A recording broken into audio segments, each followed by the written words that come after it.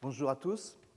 En fait, je vais vous raconter deux histoires d'innovation dans le domaine verrier, deux histoires qui sont très marquées par l'invention de procédés nouveaux, deux histoires qui ne se ressemblent pas du tout, puisque dans un cas, il s'agira d'application des verres dans le domaine du bâtiment, dans l'autre, dans le domaine des télécommunications.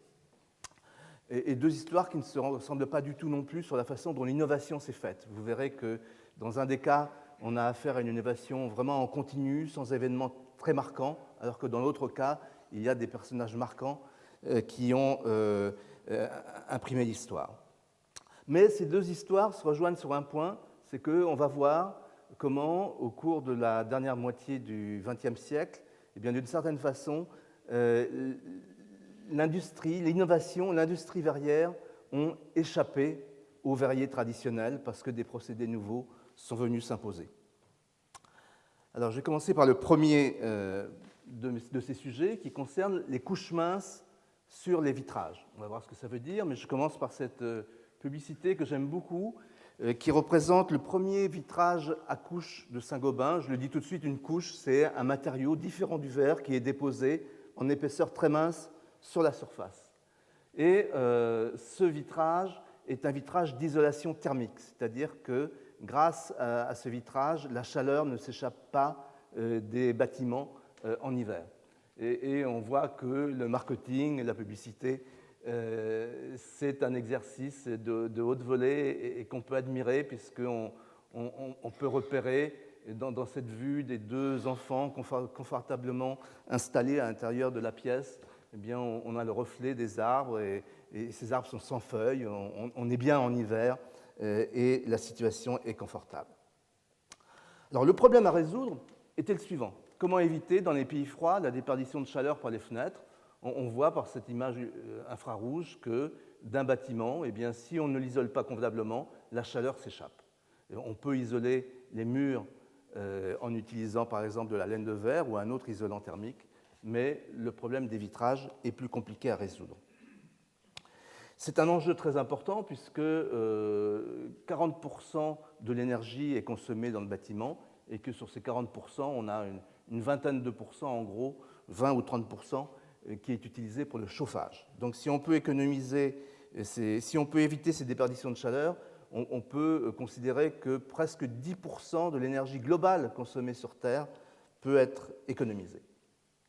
Je rappelle qu'il y a trois modes de propagation de chaleur, qui sont la conduction, la convection et le rayonnement, et que, dans un premier temps, les verriers ont commencé à lutter contre la convection en inventant le double vitrage, qui évite la formation de courroies de convection à travers le vitrage.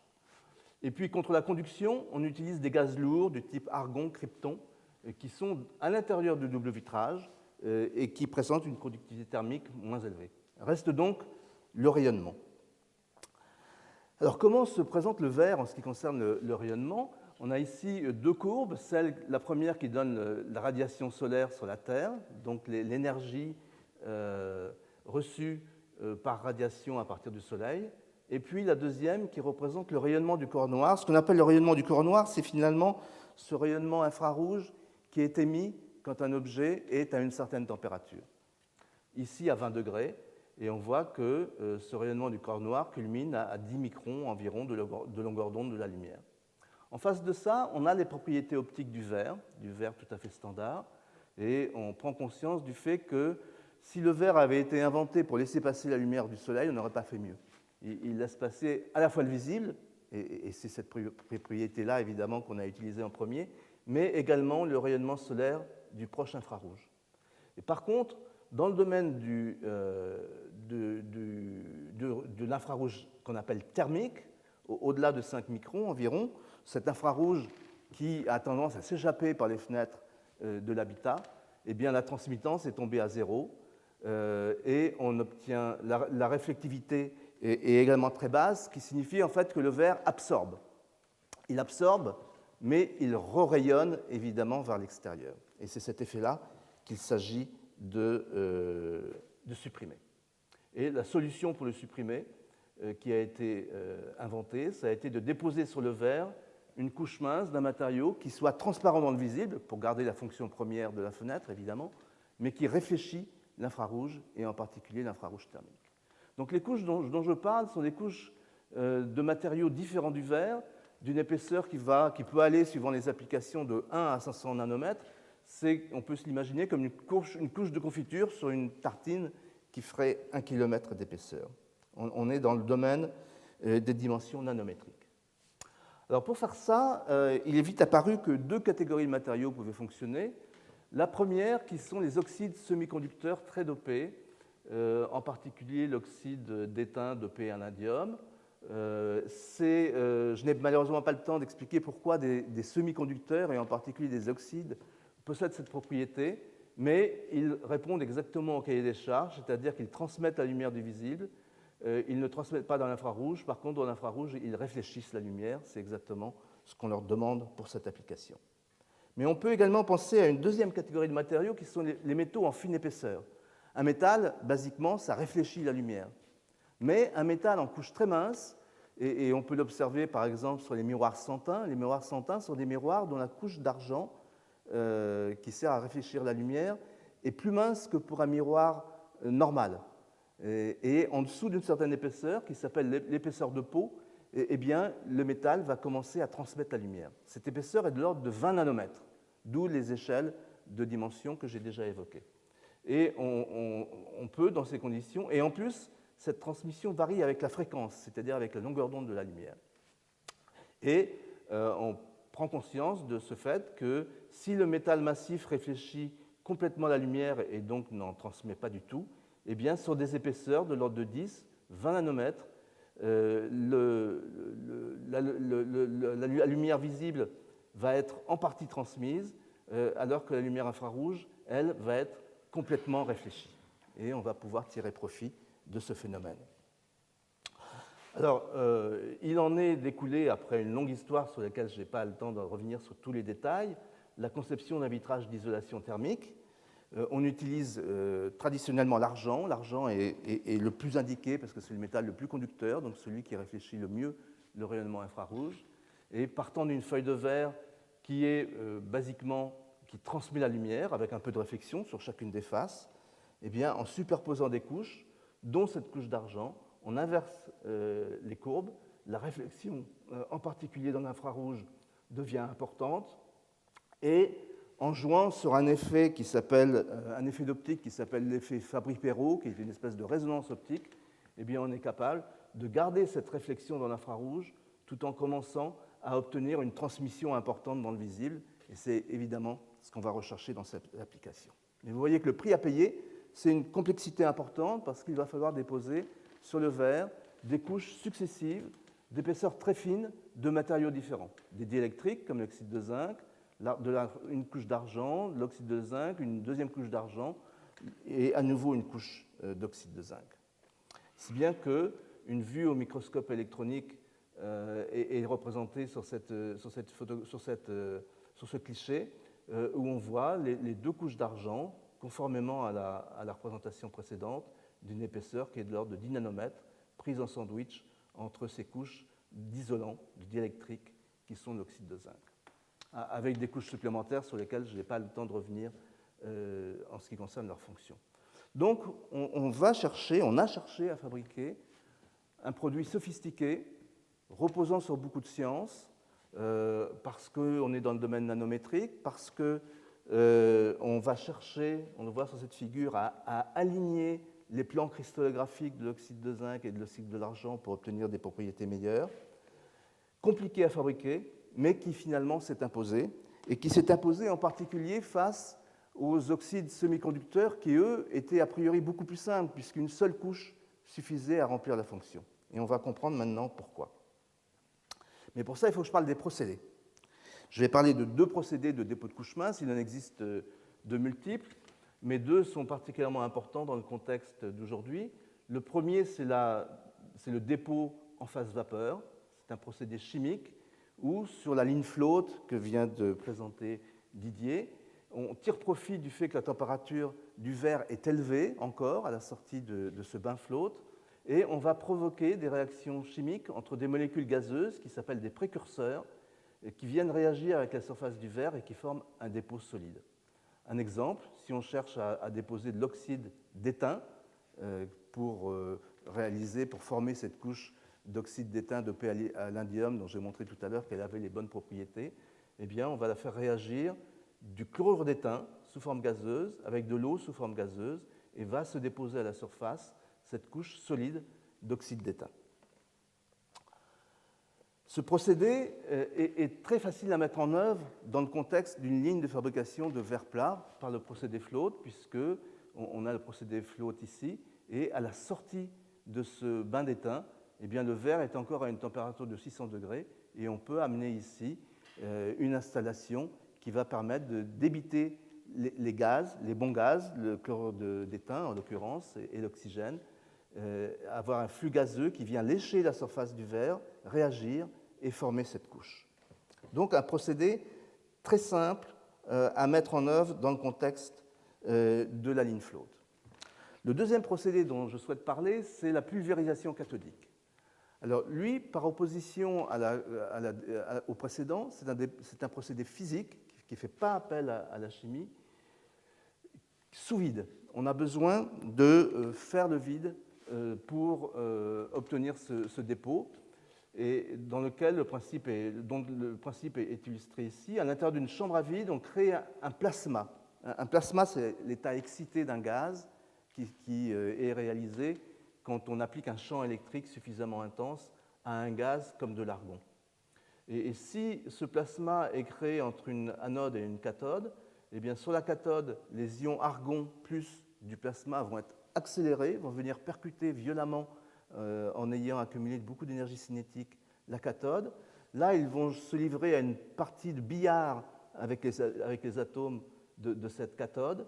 Et si la cathode, par exemple, c'est de l'argent, eh bien des atomes d'argent vont être expulsés et vont venir se déposer sur le substrat qui est disposé en face. Donc le matériau cible éjecte les atomes de surface qui se dirigent vers le substrat et s'y déposent. Je passe sur les détails. Il a fallu évidemment adopter ce procédé à une situation en continu dans laquelle on a des feuilles de verre qui défilent et sur lesquelles viennent, grâce à un procédé qui s'appelle le sputtering planaire et plus tard le sputtering magnétron, eh bien, permettent en continu de déposer la couche sur une surface de verre qui est située ici, dans cet exemple, au-dessus de l'installation. Et on aboutit ainsi, puisque je vous le rappelle, dans le cas de la couche d'argent, on souhaite déposer plusieurs couches de nature différente, eh bien, on a plusieurs stations dans lesquelles le vide est réalisé, qui sont composées de cibles de nature physique différentes, l'oxyde d'étain, oxyde de zinc, argent, oxyde de zinc, argent, etc. Et vous voyez l'installation qui est vraiment impressionnante, puisqu'on a affaire à des lignes d'une centaine de mètres environ, dont une grande partie est sous vide dynamique. Donc, a priori, si on cherche à comparer ces deux procédés, on a des avantages et des inconvénients pour les deux. La déposition vapeur, c'est simple. C'est facile sur la ligne float, ça se passe à pression atmosphérique, en face de quoi le sputtering est beaucoup plus complexe, est fait en reprise, parce qu'il n'y a nulle part sur une ligne de fabrication de verre plat par procédé float où installer cette installation, elle est vraiment beaucoup trop grande, sous vide. L'une est chimique, l'autre est physique. Mais à l'avantage du sputtering, eh bien, on peut réaliser plus facilement des empilements de couches. C'est impossible en dépôt par phase vapeur, parce que quand on dépose une couche, le verre se refroidit et donc il n'a plus les calories nécessaires pour apporter à une éventuelle réaction chimique qui constituerait un deuxième dépôt. Et la CVD a l'inconvénient d'être peu flexible. Peu flexible parce que, en grande partie, devant s'installer sur une ligne qui sert déjà à autre chose. On comprend que ce qui, sur le papier et dans l'histoire, pouvait apparaître comme un avantage pour le dépôt en phase vapeur, eh bien, devient un peu un inconvénient, parce qu'on va avoir tendance, avec des procédés tellement différents, la fabrication du verre d'une part, le dépôt par sputtering d'autre part, à séparer les choses plutôt qu'à apporter les deux complexités sur la même ligne.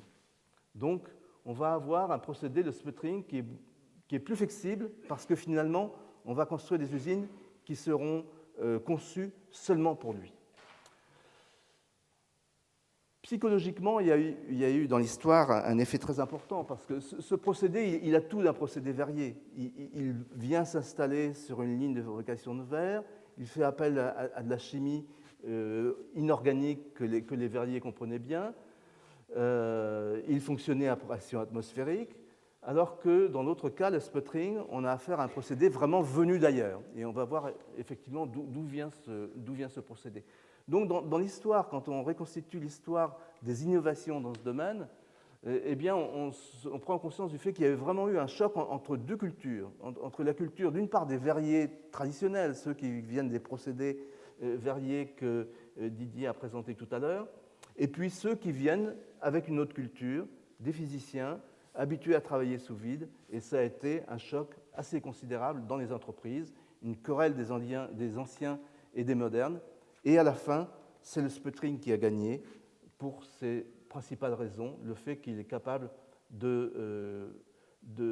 qu'avec le sputtering, il est capable d'obtenir des empilements de couches de matériaux différents et d'autre part que c'est un procédé plus flexible à partir du moment où on décide de construire deux types d'usines, une pour fabriquer le verre et l'autre pour fabriquer les couches. La pulvérisation cathodique, je ne vais probablement pas avoir le temps d'en faire toute l'histoire, ce n'était pas une technologie ou une technique récente.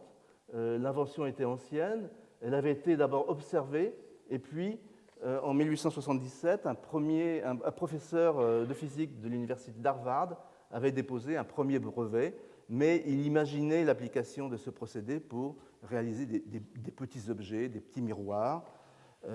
C'est un procédé qui, avant d'être utilisé sur des grands verres, des grands vitrages architecturaux, était surtout utilisé en optique.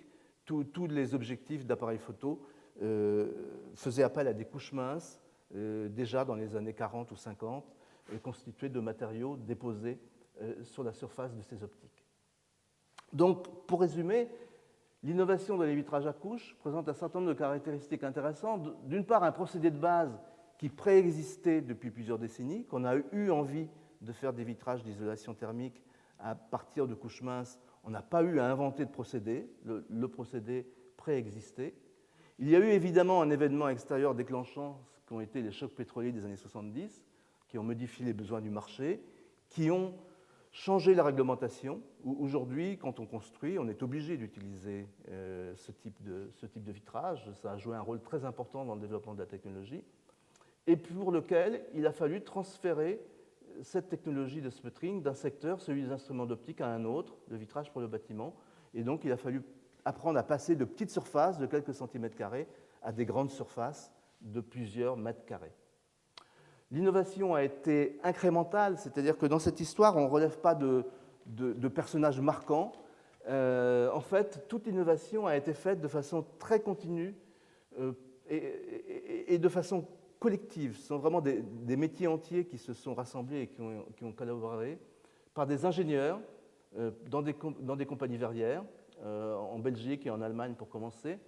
Et surtout, et c'est une particularité de ce processus, chez les équipementiers, c'est-à-dire les gens qui construisent les installations, les gens qui construisent ces lignes comme celles que j'ai montrées tout à l'heure. On trouve des spécialistes du vide, Edwards, Eraeus, Leybold, Von Harden, et, chose intéressante, des nouveaux venus, c'est-à-dire des gens qui ne connaissaient pas du tout le verre, qui connaissaient un peu les techniques de dépôt par les procédés que j'ai présentés, qui sont donc apparus comme des nouveaux venus dans l'industrie, en achetant du verre à des verriers et en construisant les usines leur permettant de déposer ces vitrages à couches, dont certains se sont ensuite intégrés en amont et sont devenus des verriers. C'est le cas de Cardinal, par exemple. Donc on a eu affaire à un mouvement industriel assez intéressant. Ces couches que j'ai introduites en choisissant cette application qui est le vitrage optique, le vitrage d'isolation thermique, qui a effectivement joué un rôle moteur dans le développement de la technologie, eh bien, une fois qu'on sait les faire, on peut y trouver beaucoup d'autres applications. Pour des couches conductrices transparentes, par exemple, on peut faire des écrans plats LCD. C'est comme ça qu'on fait les écrans plats, c'est comme ça qu'on fait les diodes électroluminescentes. Il faut bien un substrat transparent pour que la lumière s'échappe. C'est comme ça qu'on fait des cellules photovoltaïques. Il faut bien un vitrage transparent, un substrat transparent pour que la lumière pénètre dans la cellule. Et puis ces vitrages électrochromes que je crois Didier avait déjà présentés, qui fonctionnent également à base de couches minces. Ce sont des couches minces, des batteries, c'est très sophistiqué, ce sont des batteries électriques à état solide, donc multicouches, électrodes, électrolytes, électrodes, qui sont déposées sur le verre. Des vitrages auto-nettoyants, etc. Et je disais que dans cet exemple, comme dans le prochain, eh bien, l'industrie verrière échappe aux verriers, et c'est effectivement ce qui se passe, c'est que dans l'industrie verrière, on peut dire qu'aujourd'hui, l'innovation et la concurrence se font sur les couches, sur des nouvelles couches, des nouvelles fonctionnalités apportées par ces couches minces, et non plus sur le verre. Je vais maintenant passer à mon deuxième sujet, complètement différent, je l'avais annoncé, qui sont les fibres optiques pour les télécommunications. Et là, on part... alors, évidemment, je crois qu'il n'est pas beaucoup nécessaire de faire état de la véritable révolution qu'ont été les télécommunications optiques, qui ont permis d'augmenter par des ordres et des ordres de grandeur les capacités de transfert, de transport de l'information. On a ici une comparaison entre le premier câble téléphonique transatlantique, qui est un câble coaxial, c'est-à-dire un câble qui fonctionne à l'électricité, par le courant électrique, on pourrait dire, et qui permettait en 1956 de transporter 36 conversations téléphoniques. Si on fait le calcul aujourd'hui, et à l'époque, ces conversations, ces signaux téléphoniques n'étaient pas numérisés, c'était encore analogique. Mais on peut calculer la quantité d'informations que cela représentait, et on arrive à un équivalent d'environ 2 mégabits par seconde. Ici, on a un câble optique qui date de 2014, et le taux de transfert d'information est de 60 terabits par seconde, c'est-à-dire 30 000 fois supérieur à celui du câble téléphonique. Et c'est comme ça, d'ailleurs, qu'on peut, au-delà des conversations téléphoniques, transférer sur ces câbles des signaux vidéo, de l'Internet, etc. Donc une véritable révolution qui est due en particulier à ces fins objets, les fibres optiques, et évidemment à beaucoup d'autres technologies qui se sont développées à sa suite. Qu'est-ce que l'on souhaite quand on veut transformer des informations ? Eh bien, transformer des informations, maintenant qu'elle est évidemment universellement numérisée, c'est transformer des 0 et des 1. Et pour ça, on utilise une porteuse, un signal continu, d'une certaine fréquence.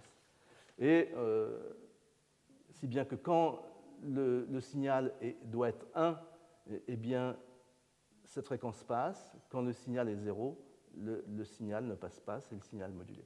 Et on prend conscience facilement du fait qu'il y a une limite à la fréquence de ce signal, et la fréquence du signal, c'est évidemment inversement proportionnel au taux de transfert sur la ligne, parce que ce créneau, ce temps élémentaire de signal, ne peut pas être plus petit qu'une période de la porteuse. Donc plus la fréquence de la porteuse va être élevée, plus on va être capable de transférer des grandes quantités d'informations.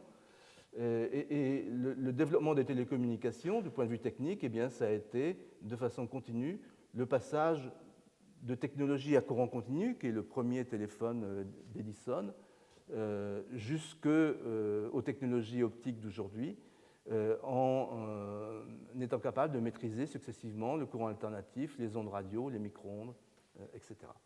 Donc, le fait que cela se termine un jour par de l'optique était écrit d'avance.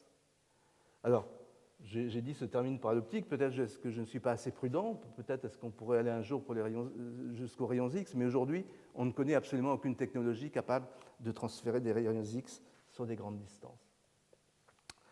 L'idée d'utiliser l'optique pour les télécommunications est loin d'être nouvelle. Hein.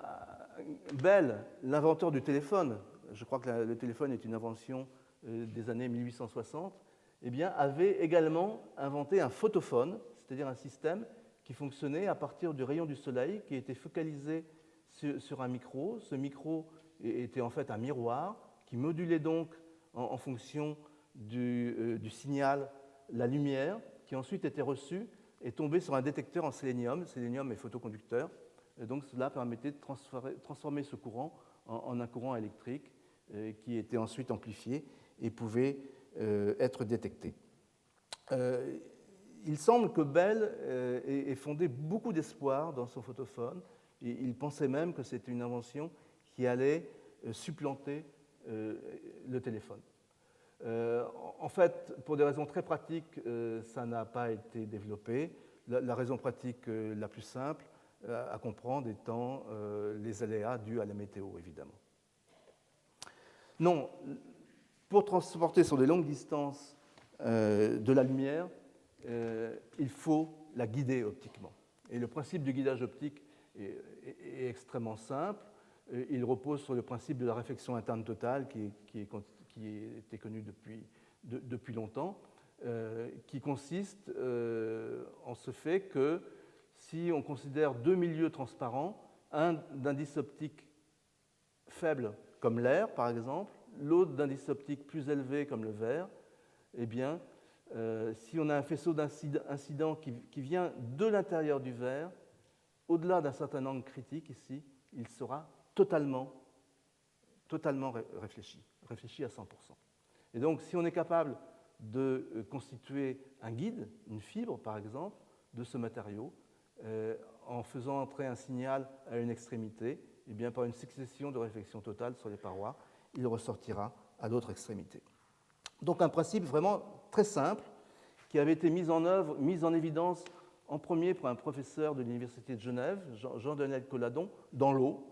Il avait construit une petite installation dans laquelle un jet d'eau, dans un filet d'eau ici, de la lumière était injectée et se retrouvait à l'autre extrémité du jet, ce qui servait, ça a été la première application, à fabriquer des fontaines lumineuses. Mais l'application technologique la plus importante, sur lesquelles beaucoup de chercheurs, d'opticiens, en collaborant avec des médecins, ont travaillé, c'était l'endoscopie. Comment amener de la lumière et comment recevoir de la lumière, par exemple, de l'estomac. Vous voyez ici ces premiers endoscopes qui ne devaient certainement pas être confortables à installer ni à subir. La vraie première amélioration et la vraie première innovation dans le domaine, ça a été l'invention de la gaine. Alors pourquoi de la gaine ? La gaine, ça veut dire qu'on a non seulement une fibre, en l'occurrence une fibre de verre, mais cette fibre est elle-même revêtue d'une gaine.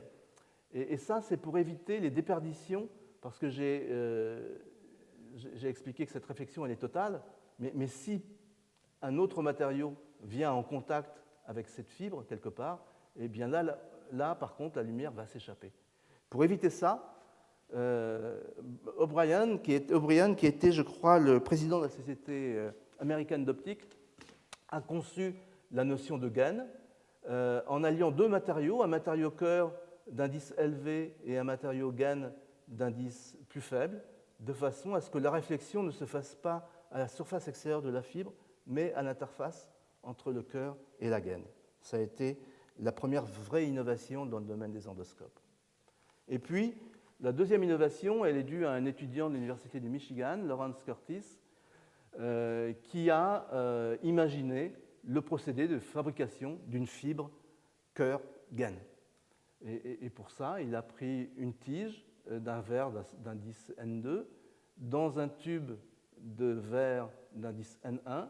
En chauffant, il a soudé les deux objets et il a obtenu ce qu'il a appelé une préforme et que l'on continue aujourd'hui à appeler une préforme. Et une fois qu'on a cette préforme, eh bien, il suffit, en faisant passer la préforme dans un four, et donc de ramollir le matériau, de tirer sur l'autre extrémité, et on obtient comme ça la fibre.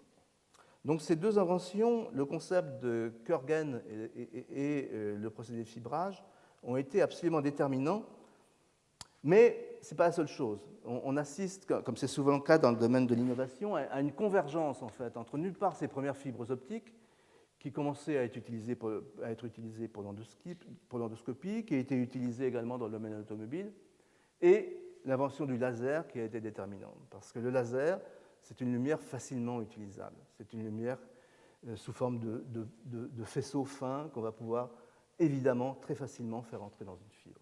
Ensuite, il y a eu les diodes électroluminescentes état solide, mais c'est l'invention du laser en 1960 qui a vraiment conduit à l'innovation, c'est-à-dire à cette idée d'utiliser les fibres optiques dans les télécommunications, idée qui a été formulée en premier par Charles Kao, d'origine chinoise, mais qui travaillait en Angleterre au Standard Telecommunications Laboratory, une filiale d'un groupe de télécommunications américain qui s'appelait, je parle au passé parce que ce groupe continue à exister, mais il ne travaille plus du tout dans le domaine des télécommunications, qui s'appelait ITT. Et on va trouver dans la suite deux acteurs industriels qui sont cette ITT et la grande société American Telephone and Telegraph, AT&T, qui s'était partagé le monde en fonction des décisions d'une loi antitrust. AT&T était présent surtout de façon opérationnelle aux États-Unis et ITT dans le reste du monde. Donc Charles Kao a vraiment été celui qui a proposé et dont l'histoire a gardé le nom comme étant celui qui a proposé l'utilisation des fibres optiques dans les télécommunications. Et il a reçu son prix Nobel pour cette innovation-là, on peut parler d'innovation, en 2009. On est donc dans un cas où l'innovation précède finalement la réalisation. Kao, il n'a pratiquement, je reviens un tout petit peu là-dessus, mais il n'a pratiquement rien fait d'autre que d'ouvrir la voie, que de dire, imaginez maintenant, à partir de cette idée, utiliser des fibres optiques dans les télécommunications, comment faire et le marché sera au rendez-vous. Alors en fait, Kao, il y a deux raisons principales qui expliquent le succès de Kao, la réussite de Kao. La première, c'est que beaucoup de gens à l'époque, beaucoup d'autres industriels, et en particulier AT&T dans les laboratoires de Bell Labs, travaillaient sur une technologie complètement différente qui était les micro-ondes. Les micro-ondes, c'est ce qui est utilisé dans les fours de cuisine. Ce sont des rayonnements avec des fréquences un peu inférieures à celles, enfin quelques ordres de grandeur inférieures à celles de la lumière, mais qui déjà auraient permis, si elles s'étaient développées, de supplanter les ondes radio. Simplement, pour transporter un signal micro-ondes, il faut imaginer finalement un four micro-ondes cylindrique qui ferait 10, 100, 1000 km de long. Donc un objet vraiment extrêmement complexe, très difficile à fabriquer, très coûteux à fabriquer, avec des problèmes en particulier de soudure entre des éléments de ces tubes micro-ondes, avec un état de surface intérieure qui doit être impeccable de façon à réfléchir les micro-ondes. Et on voit sur cette figure qui compare un des prototypes de cette installation qui a été pendant un certain moment fonctionnelle du côté de Boston. On voit au premier coup d'œil la différence de complexité et on imagine la différence de coût qu'il y a entre la fabrication d'un tuyau à micro-ondes et puis celle d'une simple fibre optique. Donc, Kao a finalement en partie bénéficié du fait que les concurrents potentiels étaient occupés à autre chose. Et il faut, pour être juste d'ailleurs, mentionner que cette idée était celle du patron de Kao chez STL, qui avait recruté Kao pour qu'il travaille sur des solutions optiques. Et puis, le principal mérite de Kao, je pense, ça a été qu'il est sorti de son domaine. Son domaine, c'était celui des télécommunications, donc l'électronique, l'optique, et il n'a pas hésité à franchir le pas vers les matériaux.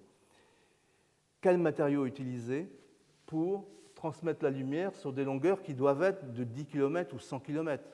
On a sur les câbles transatlantiques des répétiteurs, donc des stations qui réamplifient, qui détectent et qui réamplifient, mais on ne peut pas en avoir plus que tous les 30 ou 100 km environ.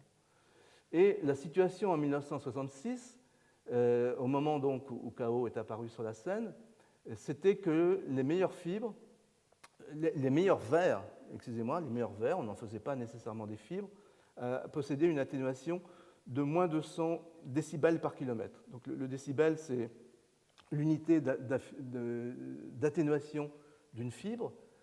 C'est une unité logarithmique, donc vous voyez que dans ce tableau, les chiffres varient énormément parce que l'atténuation est logarithmique. Et on voit qu'en 1966, les meilleurs verres connus ne permettaient de transporter la lumière que sur des longueurs de quelques mètres environ. À 1 km, on perdait déjà, on n'avait plus que 10 puissance moins 10 du signal qui persistait. Et la vision de Kao, ça a été de dire oui, mais si on était capable de concevoir des matériaux dont l'atténuation serait de moins 20 décibels par kilomètre, eh bien, au bout d'1 kilomètre, on aurait encore 10% du signal. Au bout de 10 km, on aurait peut-être encore 1% du signal. Donc, on pourrait le détecter, le réamplifier dans ces répétiteurs. Donc, voici quelle a été la vision de Kao en 1966. Et j'en profite sur ce tableau pour vous montrer le record actuel. On est aujourd'hui à moins 0,146 décibels par kilomètre. Ça veut dire qu'au-delà de 100 km, il reste encore 18,6% du signal. Donc des progrès absolument considérables. Donc je disais, le grand mérite de Kao, ça a été de ne pas s'arrêter à ça. Il a certains de ses concurrents possibles, certains de ses concurrents potentiels qui avaient aussi cette idée de fibre optique, qui sont allés interviewer les spécialistes des matériaux spécialisés dans le verre, à qui ils ont posé la question quel est le meilleur matériau aujourd'hui existant. La réponse était moins 2 décibels par kilomètre et ils se sont dit il n'y a rien à faire. Kao a lancé un message, une espèce de bouteille à la mer finalement à la communauté scientifique et en particulier à celle des matériaux en disant si vous êtes capable d'améliorer le matériau, eh bien cette nouvelle application du verre sera au rendez-vous. Alors je ne sais pas, je vais passer que rapidement là-dessus, simplement pour signaler le fait que cette raison pour l'atténuation finalement assez importante du verre, cette atténuation du verre normal, c'est elle qui cause la couleur verte du verre qu'on observe quand on regarde un vitrage sur la tranche. Et elle est due à des ions fer 2+.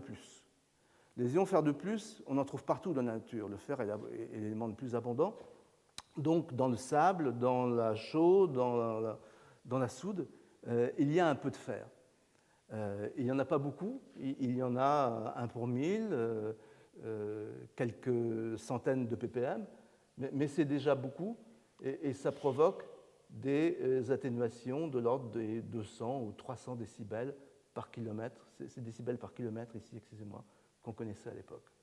Et Kao s'est convaincu du fait que si on était capable de faire descendre la concentration en fer à 1 ppm, c'est-à-dire une partie par million, eh bien à ce moment-là, on aurait une atténuation de l'ordre de 10 ou 20 décibels, ce qui a été son premier objectif, sa première cible.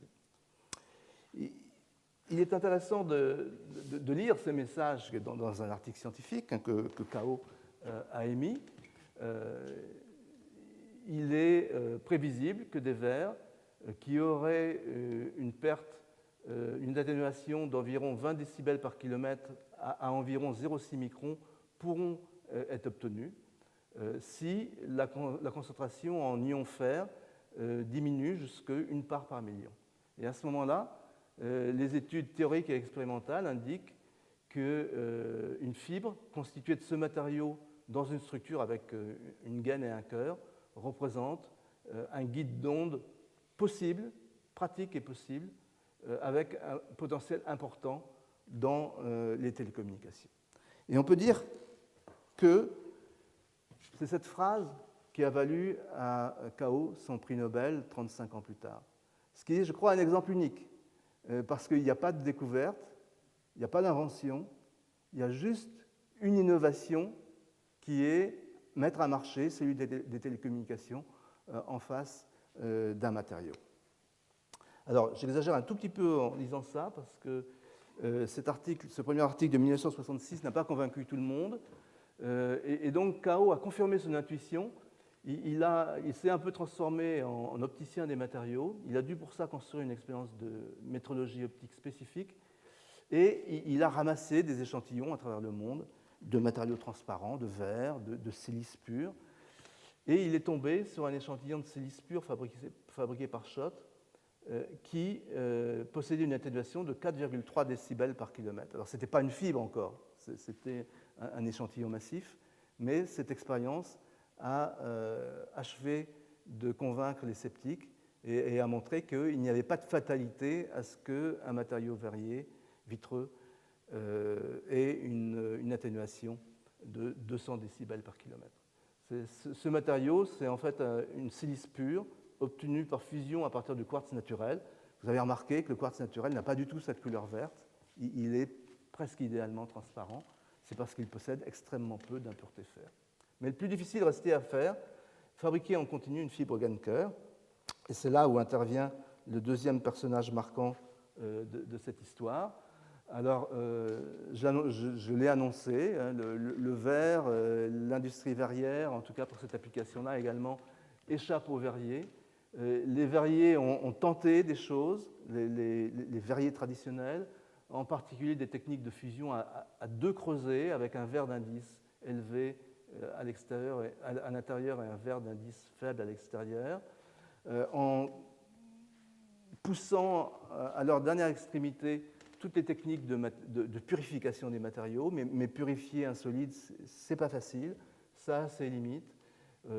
Finalement, les Bell Labs ont obtenu plus tard, vers la fin des années 70, 5 décibels par kilomètre à 0,9 microns, mais ça n'a pas été suffisant. Il a fallu changer vraiment de registre technologique. Et c'est là où une nouvelle façon de fabriquer du verre de silice s'impose. Vous reconnaissez cette figure, c'est celle que j'ai présentée tout à l'heure pour le dépôt de couches minces par voie chimique, par chemical vapor deposition, par dépôt chimique en phase vapeur. Eh bien, ce procédé, on l'a compris, il est capable de déposer un solide à partir de gaz. Par exemple, si on veut déposer de la silice, eh bien, au lieu d'utiliser le SnCl4, le chlorure d'étain dont j'ai parlé tout à l'heure, on utilise du SiCl4 et ça marche très bien aussi. Donc, on est capable, par CVD, de déposer de la silice sous forme solide. Il se trouve que Corning, déjà mentionné par Didier, qui est probablement une des entreprises dans le domaine des matériaux la plus innovante, avait sous le coude un procédé de fabrication de silice amorphe, de silice solide par CVD, grâce à un certain James Hyde, qui avait déposé ce brevet en 1934. C'était un chimiste organicien, et c'est naturel. Ça ne pouvait pas être un membre ça ne pouvait pas être un chercheur typique de chez Corning qui était pour la plupart spécialisé en chimie inorganique pour faire des verres à partir de matières premières solides. Là, il fallait vraiment raisonner en dehors de la boîte et c'est ce que Hyde, avec sa culture de chimiste organicien, a réussi à faire et c'est tout le mérite de Corning d'avoir déjà à cette époque su que pour innover, eh bien, il fallait rassembler des compétences complémentaires. Et la CVD présente dans le contexte deux avantages majeurs. Premièrement, c'est un procédé en phase gazeuse et du coup, la purification est facilitée. Par exemple, des molécules de chlorure de fer ont 10 puissance 15 fois moins de chances de s'évaporer que des molécules de chlorure de silicium. Donc, le gaz précurseur, il peut être rendu extrêmement pur. Et puis, deuxièmement, on peut facilement doper la silice par du germanium, du titane, du bore. Il suffit pour ça d'ajouter dans le gaz de départ, SiCl4, eh bien, un peu de chlorure de germanium, un peu de chlorure de titane, un peu de chlorure de bore, et ça suffit à modifier l'indice optique.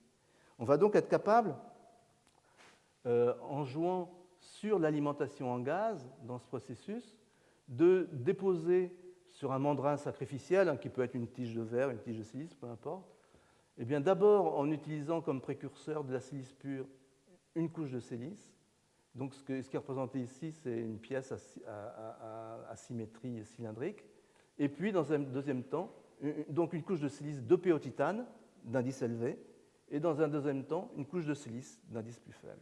Et on a réalisé de cette façon-là, en éliminant ensuite le mandrin du milieu, par exemple mécaniquement ou chimiquement, peu importe, on a fabriqué la préforme de silice avec les deux indices, l'indice élevé à l'intérieur, l'indice plus faible à l'extérieur, qu'il faut pour ensuite par ce procédé de fibrage inventé par Curtis, tirer une fibre optique Gancœur en silice ultra pur et qui donc va présenter les bonnes propriétés d'atténuation.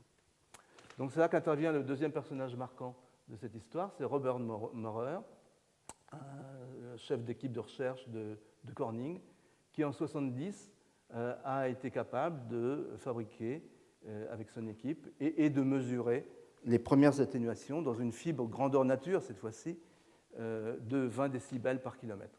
Et l'article dans lequel il a publié ça est un article extrêmement surprenant, parce que nulle part dans cet article, il ne dit de quel objet il parle. Il dit quelques centaines de mètres d'un guide d'onde optique a été réalisé et on a mesuré dessus une atténuation de 20 décibels par kilomètre. Je ne sais pas si un article comme ça serait publié encore aujourd'hui. Il n'y a absolument aucune indication sur la nature du matériau, la façon dont il a été fabriqué, etc. Et pourquoi ça? Eh bien parce que, évidemment, pendant ce temps-là, il était également occupé à rédiger des brevets. Corning a rempli plus de 200 brevets sur les fibres optiques à base de silice, sur la base de cette invention première de Maurer. Ces 200 brevets ont ensuite eu des histoires compliquées.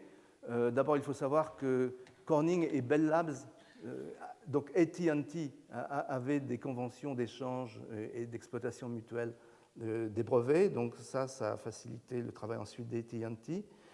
Il y a eu une guerre des brevets entre Corning et ITT, dont je parlais tout à l'heure, là d'où Kao était originaire, parce que ITT, à une certaine époque, a exploité, semble-t-il, les technologies sans en avoir le droit. Mais le résultat, c'est que Corning est resté le grand industriel des fibres optiques, et ça représente aujourd'hui une partie très significative encore de son chiffre d'affaires. Donc à partir de cette première fibre de 70, eh bien, les choses sont allées très vite. L'année d'après, et cette photo finalement rend justice au rôle des Anglais qui ont été initiateurs grâce à Kao et qui ensuite ont été très moteurs. Ils sont allés très vite dans la volonté, grâce en particulier à la BPO, British Post Office, de développer cette technologie avec cette première démonstration d'un signal transporté par fibre optique en 1971. Et en 1975, Corning vendait déjà son premier câble optique qui avait une atténuation de 20 décibels par kilomètre, qui coûtait 13,5 $ du mètre, donc c'était encore un objet de luxe. Mais ensuite, les technologies se sont développées, les prix ont considérablement baissé et on est arrivé à la situation qu'on connaît aujourd'hui. Je vous remercie pour votre attention.